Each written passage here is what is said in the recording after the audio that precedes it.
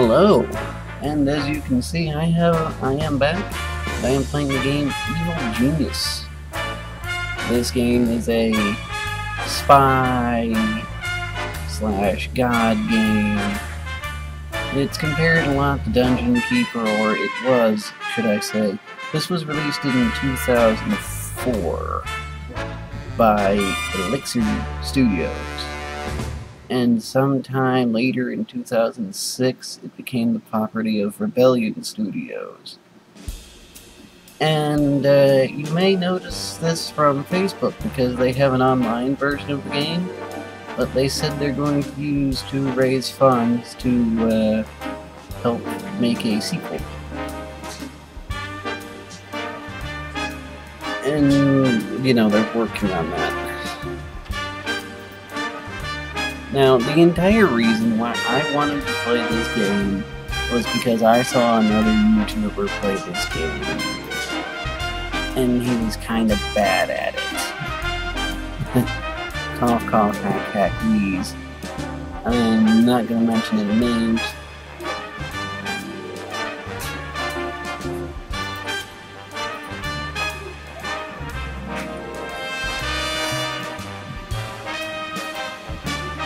You know what, he's very bondish, and since we're using that as our point of reference, we'll do that. There's a small tutorial section going on here. Most of the time I'd rather skip it, but you know, still need 15 minutes worth of time. Hey, come back here. So here's your objectives list. I've got to do this and that and this and that, and that's not important.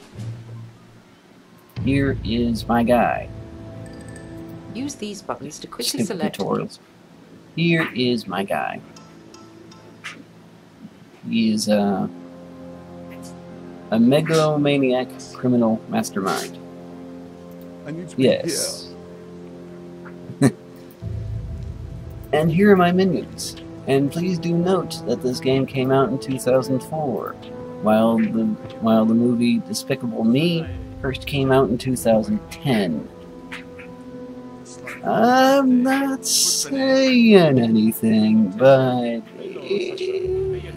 yeah, I'm not saying anything. And there's my #1 right-hand henchman. And he's he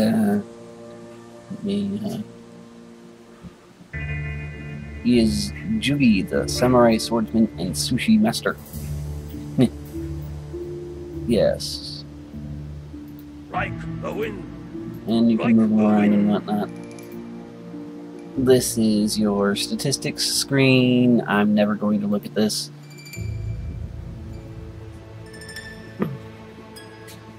This down here where I've got the mouse is all your money. This brings you to him. This brings you to him. And this button brings you to this panel where you can tell your minions what to do.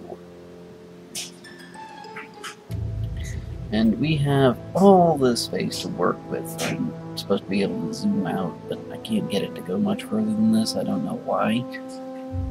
But there's that. Now, I will try to be as thorough as I possibly can be during this playthrough, but I don't make any promises. I have played this game before, I am familiar with it, I do know what I'm supposed to do, but this is YouTube and I'm a Let's Player, so there's that.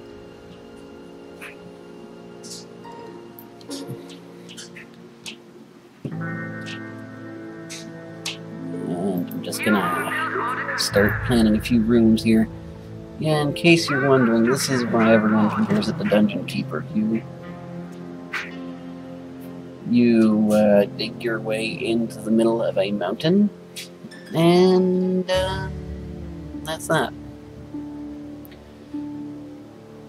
Now over here, you'll realize the red alert, the yellow alert, and the stand down commands. These are for when spies and whatnot get into your base. But again, unless I'm actually in trouble, I'm not actually going to use it. Causing a red alert is actually not really a good thing, because your minions will basically go around taking down everything in sight, and that's not good. Not really. Over here's your power meter. I have 20 power. I'm not using any of it yet, but that'll change soon. Alright.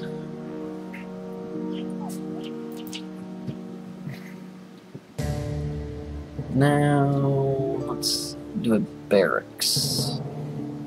Or a locker room, if you're like me, and that's a word you say rather than barracks.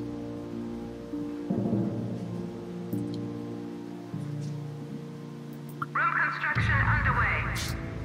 And of course you have furniture that you can use in your specific set of rooms.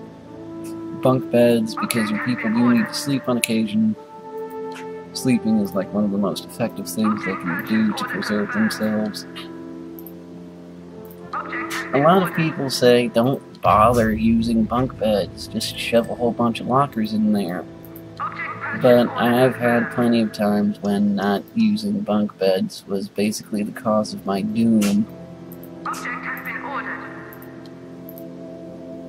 Object purchase order confirmed. Because I didn't have any beds, my people couldn't recharge, and they got killed very easily.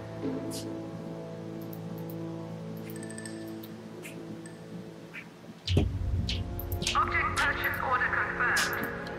And we're just gonna put down some of this stuff here. The game plays in real time. There's no way to speed it up or slow it down. So, yeah, this is gonna be a short first or so video.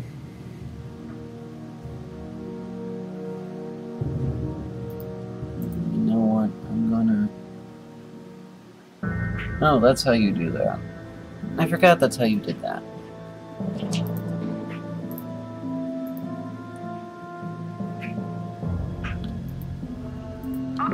And I'm gonna put a door here, and I'm gonna put a door here. Believe it or not, fire extinguishers are very important. You're not just violating code, you need these. This is a thing you need to have at least one of at some point. This object will be purchased when a minion is available for duty.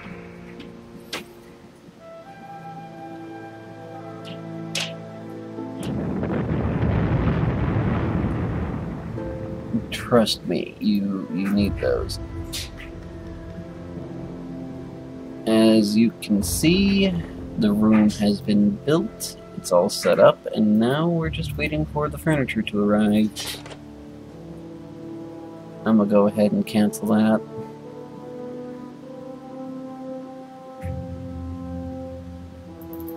Now, let me explain objects. Throughout the game, you need to put down furniture, and this furniture does different things depending on what room it's in, and there's things like that there.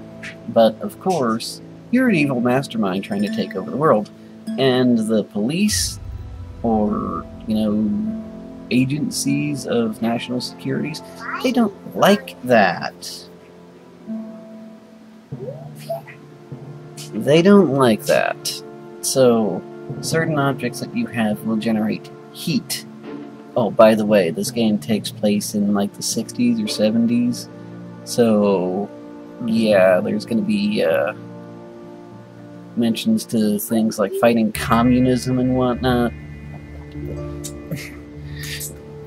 Just going to put that in there for now.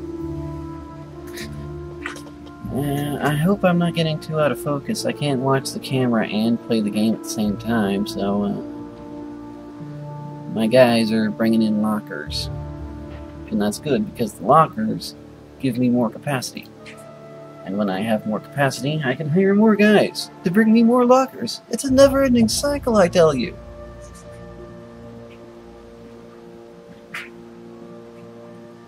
So, as you can imagine, no one's going to get upset by seeing this setup I've got. Oh, a door. Yeah, that's totally not threatening at all.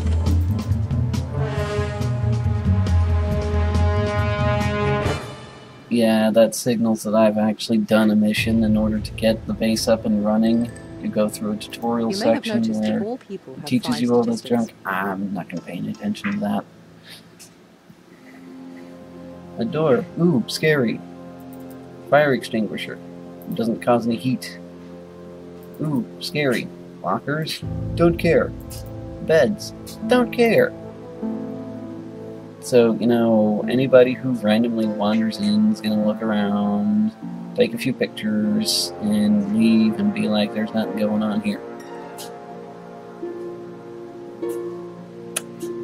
Which leads me to the next room I must build. The strong room, or the treasure room, or the safe room, you know, whatever you're going to call it. This place itself doesn't cause problems. A lot of people say it's a bad idea to make your lair nothing but ever-winding hallways, and I say you obviously have better ways of planning your ultra super secret evil lair than I do, because I tend to need a lot of hallways. Especially with the odd shape they give you for mountain bases, you know. Why must it be a mountain base? Why can't it be underground or something? Yeah, I understand. Volcanoes are so mid to late 60s. But really, you know, New room build order confirmed. what can you do about it, alright? Room construction on pause. So my men are putting that together, and 5, 6, 7, 8, 9, 10, 11, 12, 13, 14. Important information will be relayed to I you. don't care. When everything's all said and done in there, I should have like 14 guys to mess with. Obviously, this place is going to go through a lot of changes as I play the game. It's going to be constantly evolving. It's going to constantly be getting better. Well, not constantly, but it's going to start out small. It's going to get big. It's going to get better. It's going to become a lot more powerful.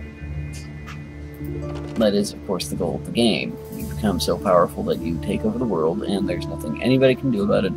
And old evil laughs like that there.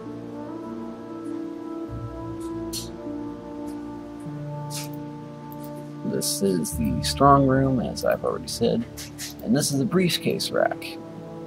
All And, construction workers are busy at the present time. you know, the explanation they give is that, well, you don't want to be walking around on your Isle of Villainy Rooms can be carrying built in around a giant case of gold bars. Yeah, still stuck in Minecraft mode, but you don't want to carry around a giant pile of gold bars, so they use the suitcases to keep it secret. And, you know, I can see that. I'm not that dumb.